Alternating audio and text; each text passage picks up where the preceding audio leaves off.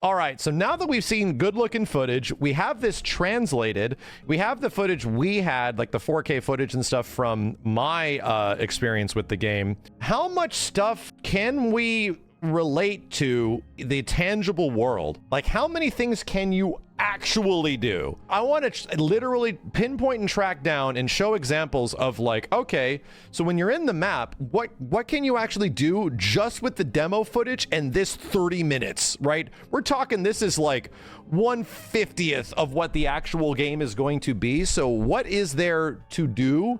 And how much of that is recorded? First and foremost, I got to bring up my footage because in my playtime with it, I already thought that there was a decent chunk of shit that we could do in Final Fantasy VII Rebirth. This is from this footage, right? Like the just explorable Midgar section. I was like, oh man, yeah, we can actually do a lot in this area, but let's break it down piece by piece. Let's see what is in fact here. So number one, there is chocobos that can interact with the environment. The first chocobo we see is not the same as the first one that's in the other footage.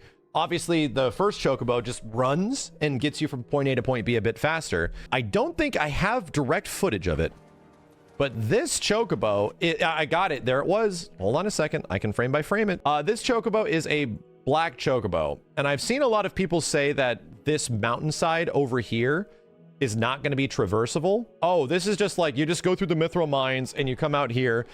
No, dude, there's a wall to the right here that not many people see in the demo that you cannot go up. But the developers specifically told us that yes, black chocobos can scale the wall. We see it in the trailer, and you can do it in this area. So ultimately, this big mountain to the side over here is not an unscalable cliff. With your black chocobo, you can go up there. So I mean, granted, yeah, how do you miss it? It has arrows on it and stuff. People just aren't paying attention. But still, that is something that you can interact with the environment with. You'll be able to come back to these zones and specifically like use chocobos to have an impact on the environment in some way and reveal new things. So that's a big deal. So yeah, chocobos have a pretty big impact on the environment.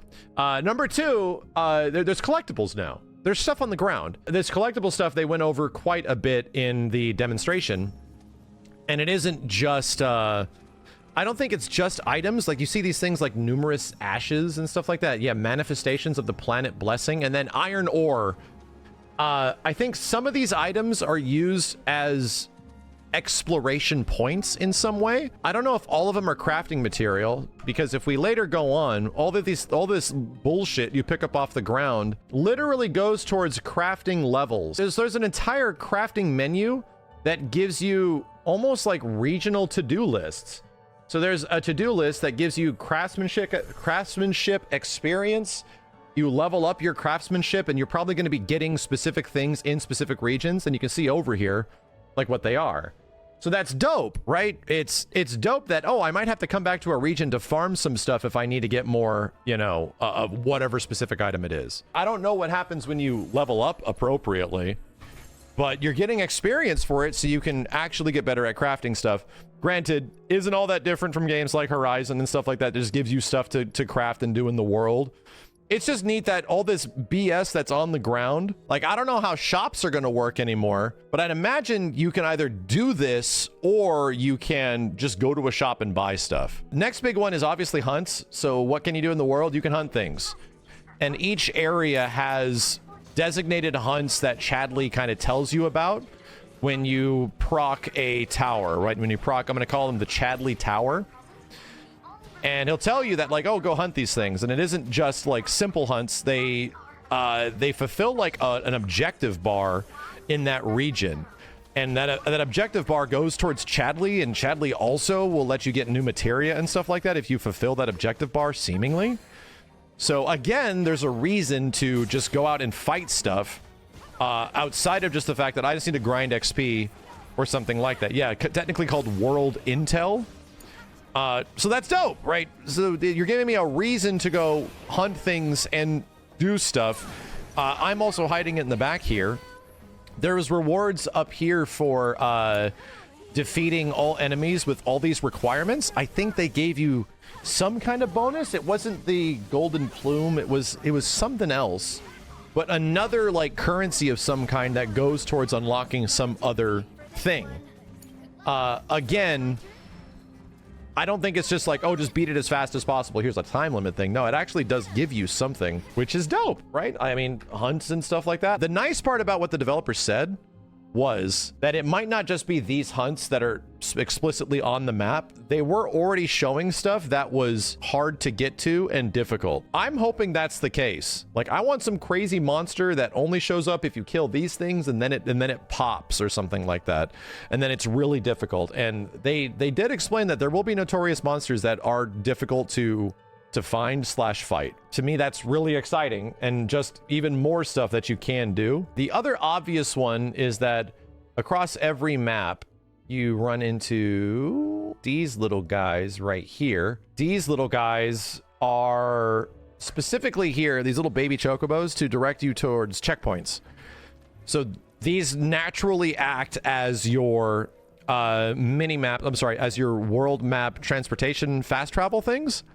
And this is where you can use cushions, aka tents. So again, you know, fast travel's nice, but they also give you plumes. They give you like chocobo plumes, which can be used later on. I think if we fast forward a little bit here, yeah, golden plumes can be exchanged for chocobo gear at ranches. So you're likely going to want to hunt down, and if you see one of these little chocobo dudes, follow them wherever the hell they go, because they directly translate to chicken gear. And chicken gear isn't just cosmetic. I thought it was just cosmetic because of this demo. However, the devs explain later on that the chicken gear has a direct impact on stats. So you can change the look of it. You can change, you know, visual appearance. That's neat in the world.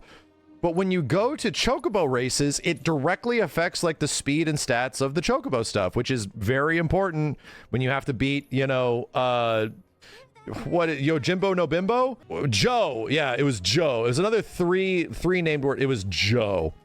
Chocobo Joe and his crazy black chocobo that whooped your ass at all times. You'll need this stuff to beat those racers, and I almost guarantee you those racers are going to be coming back in some way. So anyway, there's, again, an effective good reason to hunt down these baby chickens and the different checkpoints around the world, because they're making your chicken buffer. Another thing directly related to chocobos that I think I can show off right here, and we showed it a bit before, is that chocobos have a cute little mini game that they can play with the entire environment. They can go around and specifically spot things on the ground that you can pick up.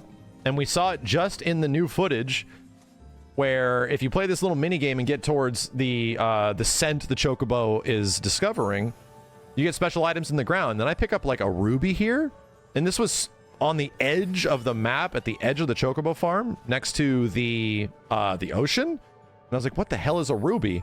We saw that there might be play arts figures, which we don't even know what they are, but there is seemingly like craftable items as well as collectibles that chocobos are going to be digging up out of the ground. So weirdly, I was like, maybe I might want to do just a run in my first playthrough, like make it last as long as possible and just enjoy the environment. To realize that, oh, if I don't ride on a chocobo, they're not going to pick up the scent of these items, and I am going to miss out on a lot of shit all over the place, because I don't think Red 13 is going to have any of that. So ultimately, again, chocobos have a function outside of getting you to point A to point B. They have a function outside of getting you to traversal places that will unlock new areas. No, dude, they also find you cool gear and stuff literally in the ground. We already have like several things that you can do in the environment in just the world, and that's just based on like this demo right here. Just this little piece of information that is available, or this little piece of like Junon Harbor that we got in this playable. Oh, I mean this is worth talking about, and we know this now, but they're swimming in seemingly like blue shallow water to locations that you might not have realized you can actually get to. So that's hella cool, dude. This still blows my mind. I feel like this, if there's one thing that sort of blew my mind that they actually went that far with it, is this. And it's like, wow, that's seriously sick. They can't dive, right? And you might understand why they can't dive in this game. There's no diving because part 3, how does the world map expand in part 3 if they're already doing the majority of the world map here? Well, part 3 you get a submarine. And all the deep blue water that you normally go to has an entire underwater to the majority of the world. So it isn't now just this little piece, it is now a traversable under the environment that you can also go to and visit shipwrecks and all this wild stuff that was in the original FF7. And I think they'll greatly expand upon that. I don't know if they're going to do it to space as well as space.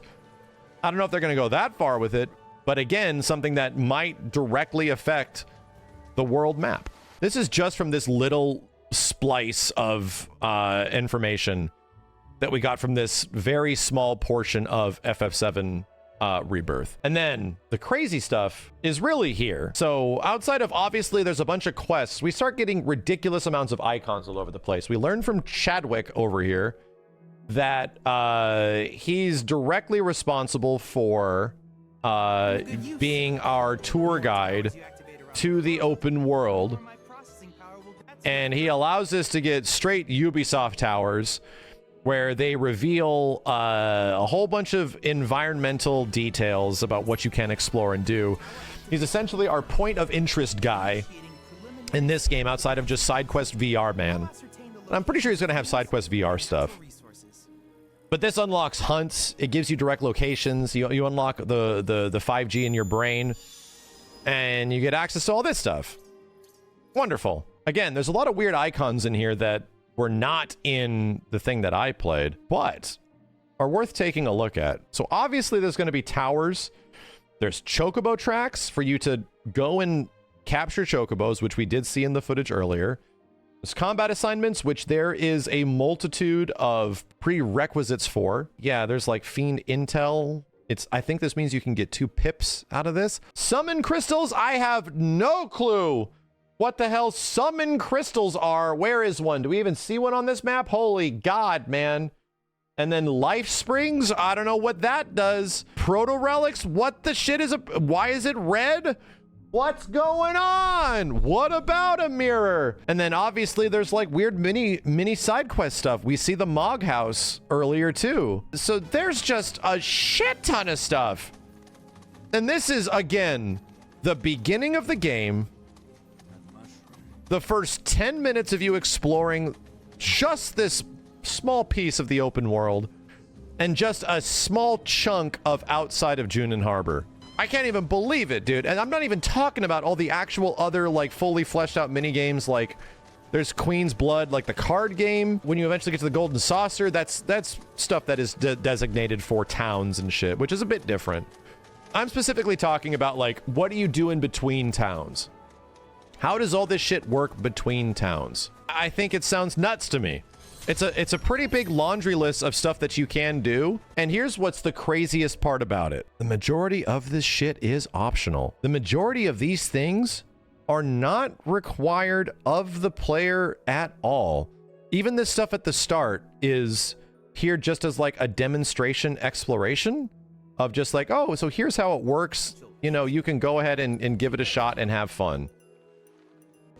So much of this is just like, get lost and enjoy our world. And I love that. That is a thing that I think is so valuable about the original Final Fantasy VII, as well as this one, that the off-beaten path that your characters take is a huge part of the original Final Fantasy VII experience. So anyway, I think people that are trophy hunters might be scared right now. Yes, if you're planning on platinuming this game, it might be an absolute nightmare to get all this shit unlocked. But at the same point, for the people that have been waiting for this remake for obviously 20 plus years, 25 years, this version of FF7, you know, to me, it's like, it's unbelievable. It's unbelievable because the majority of it looks kind of fun. Like, and some people might look at it as like a waste of time and stuff like that. And I don't blame you. If you just want to bum rush story, a lot of people will be that way. the fact that this game is not forcing it all on you is, I think, what is truly special. And a lot of game development is not like that anymore. Not all of it, mind you, but a lot of Japanese game development sometimes finds difficulty in spending money on things that are like incidental, right? Like, why are we going to spend millions of dollars making all this shit where people might or might not see it? Why are we going to do that? And you have to understand, since games are so expensive to make now, that becomes a pretty big issue.